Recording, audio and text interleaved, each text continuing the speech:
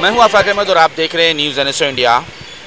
यूँ तो धारावी में दिन ब दिन कोई ना कोई घटना हो रही है। ज़्यादातर जो केसेस मर्डर के केसेस आ रहे हैं और उसके बाद एक्सीडेंट का भी केसेस हमारे सामने आ रहे हैं। बड़े दुखद ये खबर आपको पहुंचा रहे हैं हम कि आज ही लगभग 9 से 9:30 बजे एक दुखद घटना हुई। एक बच्चे का जिसका मानसिक थोड़ा सा कमज़ोर था, अब वो शरीर से भी कमज़ोर हो चुका है। ऐसा एक्सीडेंट हुआ कि बताया जा रहा है कि उसका पैर जो है वो एक बिल्कुल पूरी तरह से ख़त्म हो चुका है। आइए जानते हैं मौके वारदात पे क्या हुआ, कैसे ये घटना हुई, उस चीज़ को हम जानने की कोशिश करते हैं। बच्चा क्या हुआ था, कैसे हुआ, कितने बजे हुआ और कैसे ये एक्सीडेंट हो गया? 9:30-10 बजे के बीच में हुआ है। और बच्चा है, उसका नाम अनस है। हम लोग के एरिया में रहता है, मतलब वो बोल और सुन नहीं पाता है। अच्छा। बच्चा वो हम लोग के साथ में ही रहता है, मतलब घूमता फिरता है। तो पीला बंगला में हम लोग ईरानी होटल के पास, वहाँ पे मेरे साथ वो गया था। वहाँ से आने के टाइम रिटर्न रोड क्रॉस करने के टाइम पे बस वाला इतना स्पीड में आ रहा था, मुझे लगा वो सीधा जाएगा। सीधा जाते तो मैंने रोड क्रॉस किया, वो मेरे पीछे था, तो मेरा फ़ोन आया, मैं फ़ोन ही बात कर रहा था।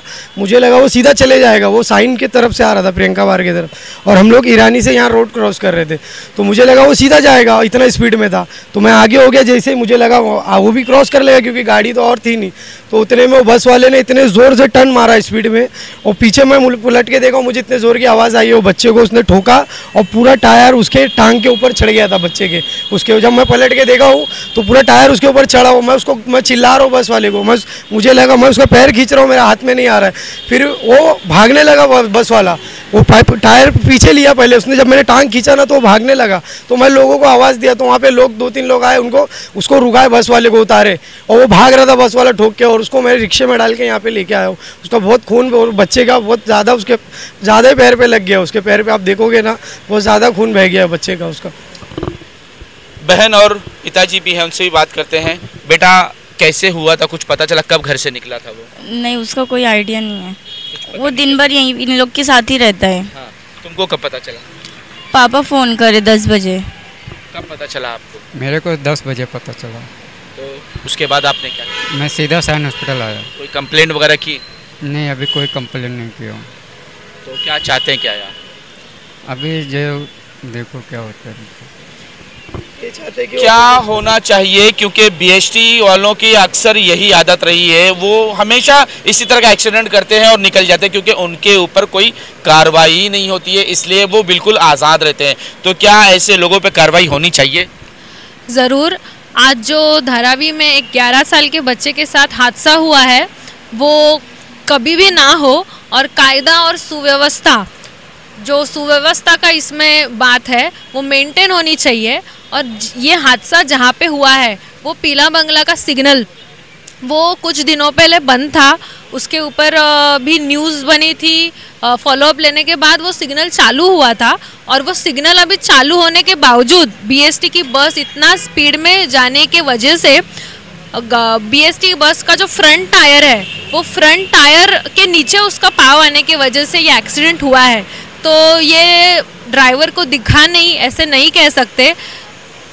बहुत सारी BST का कुरला में जो हादसा हुआ था, अभी जो हादसा हुआ है, इससे ये सामने आता है कि क्या BST के ड्राइवर्स अंधाधुंध गाड़ी चलाते हैं? नहीं, अंधाधुंध गाड़ी नहीं चलाते। हमने देखा है अपने आंखों से, BST की गाड़ी चलाते चलते फोन पर बातें करते हैं, वीडियो कॉलिंग करते। ये जो हादसा हुआ है, उसके लिए जो कारण है, वो ड्राइवर को कठोर से कठोर, BST ड्राइवर को कार्रवाई होनी चाहिए, ऐसी हमने धारावी पुलिस से मांग की है।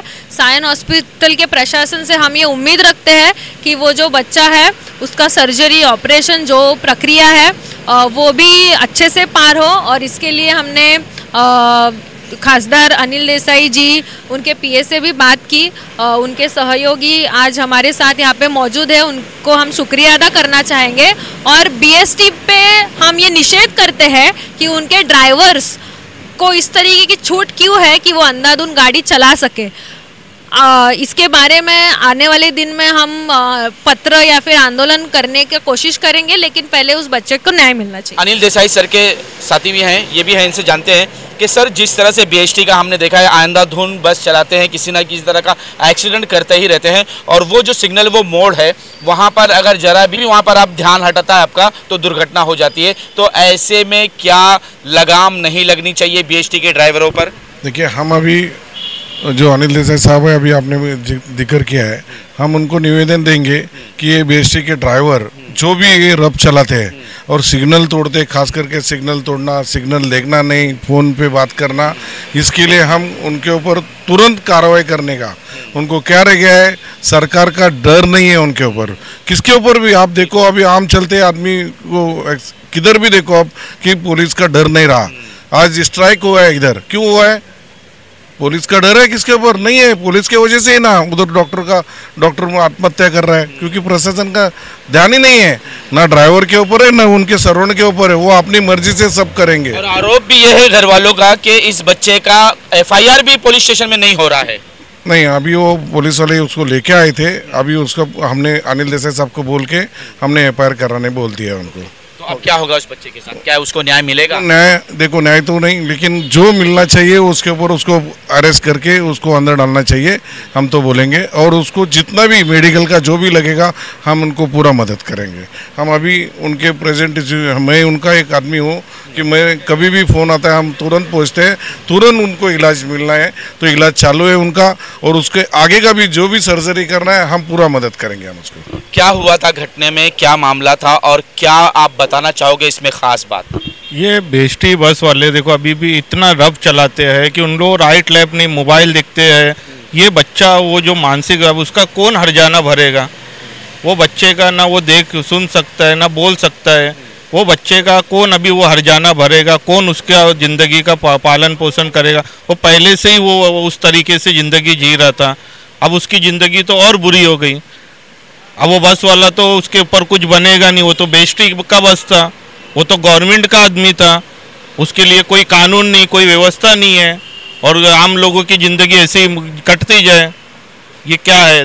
देश में कुछ बनना चाहिए, कानून बनना चाहिए इनके भी खिलाफ, और इनको के लिए भी सख्त कार्रवाई होना चाहिए।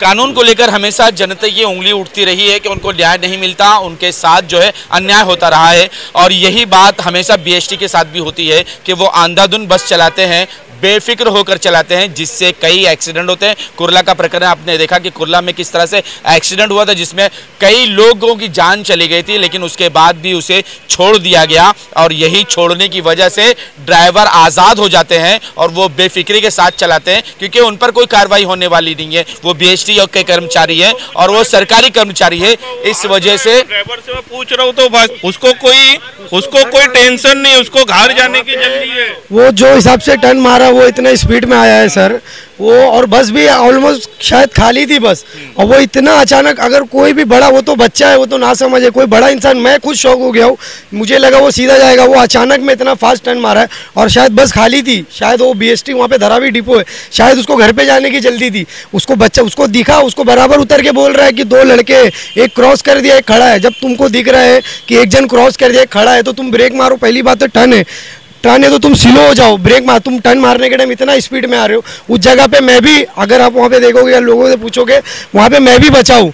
जैसे ही उसने टर्न मारा है ना, वो बच्चा आवाज़ आई है, मैं पलटा हूँ और एकदम मेरे को अचानक से मैं भी बचा हूँ, एकदम हो गया, मैं पीछे एकदम घूम गया और मैं बच्चे को फटाक से निकालने लगा। उसके बाद भी जब मैं उसके पैर खींचा, वो पीछे लिया है गाड़ी, वो भागने की कोशिश कर रहा था ड्राइवर। उसके बाद में लड़के लोग ने, वहाँ के 2-3 ऑटो ड्राइवर लोग ने उसको आगे रुका है, और उसके आने के बाद भी उसको कोई फ़र्क नहीं पड़ रहा है ड्राइवर को। वो अपना मस्त बैग पहना है जैसे उसको घर पे जाना है। वो बच्चे का इतना हो गया, ये भी नहीं कि बोल रहा है कि चलो भाई मैं साथ में उठाऊँ गाड़ी, कोई गाड़ी रुकाने के लिए नहीं, मैं रिक्शा में लेके आया हूँ, जबकि साइन में इधर रिक्शा अलाउड नहीं है। वो एक रिक्शे वाला बेचारा, मैं अकेले डाल के उसको बच्चे को लेके आया हूँ ना। वो ड्राइवर, उसका कंडक्टर भी खड़ा था, वो चाहता तो साथ में मदद कर सकता था, लेकिन उसका बच्चे का खून देख के वो आया नहीं बंदा, एक कोई बंदा कि चलो ये अकेला कैसे लेके जाएगा। उस टाइम पे उसको देख के मेरी हिम्मत नहीं थी, फिर भी मैंने हिम्मत करके लाया। वो कोई बंदा वहाँ पे रिक्शे वाले के साथ में मेरे कोई नहीं बैठ के आया वहाँ पे, बच्चे को मैं अकेला लाया साइन हॉस्पिटल में। और बाद में उसको जो ड्राइवर है, एक कोई बेचारा भाई था, वो बाद में उसको अपने पीछे बिठा के, ड्राइवर भी खुद नहीं आया है, वो एक बंदा था अच्छा बेचारा, उसने बाइक पे बिठा के बोला भाई आप लेके जाओ, मैं इसको लेके आता हूँ। वो बंदा लेके आया यहाँ पे, नहीं तो वो आता भी नहीं था ड्राइवर यहाँ पर। जब ऐसे ड्राइवरों पर जब कार्रवाई होगी ना, तो आने वाले तमाम ड्राइवर जो हैं वो उनको सबक मिलेगा और आएगी, इस तरह का काम नहीं होगा। तो इसलिए हम सरकार से निवेदन करते हैं कि ऐसे तमाम ड्राइवर के ऊपर कार्रवाई होनी चाहिए ताकि लोगों को आगे सबक मिल सके। आज तक के लिए इतना ही। देश विदेश की खबरों के लिए देखते रहें न्यूज़ एनएसए।